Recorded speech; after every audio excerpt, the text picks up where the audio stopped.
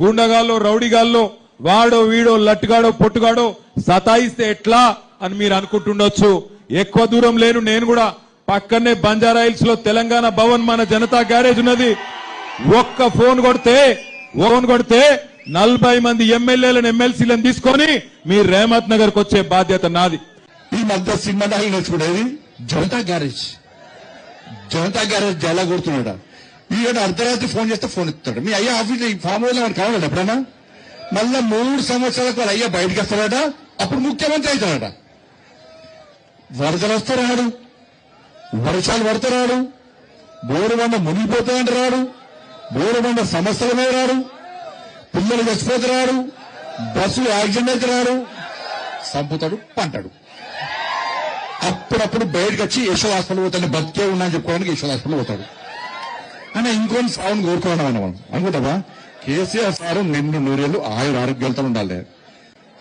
కానీ అసలు విషయం చెప్పన్నా, ఈ కొడుకు కేసీఆర్ ముఖ్యమంత్రి వాళ్ళు ఉన్నది ఏంది ఏముంది? ఎప్పుడు దొరికితే రా గుంజుకొని కింద కూర్చోాలన్నది.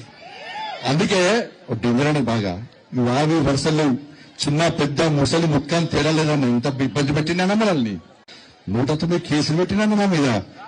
ఒక్కొక్క జిల్లా అధ్యక్షుడు కేసులు పెట్టినానా, కార్యకర్తలుగా లాఠీ చార్జ్ చేసిందన్నా.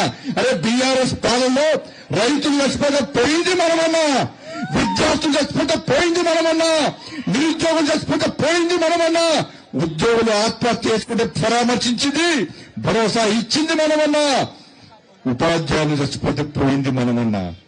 ఏ రోజు కేసీఆర్ రాలే, ఏ రోజు కేసీఆర్ కొడుకు రాలే. ఈ రోజు ముఖ్యమంత్రి కావాలి. మళ్ళా కేసీఆర్ ముఖ్యమంత్రి కావాలంటే ఒక్కసారి జుబ్లీస్ ప్రజల అనుచరు మీ తీర్పు ఇలా బీఆర్ఎస్ పార్టీకి కోవిప్పు కలగాలి.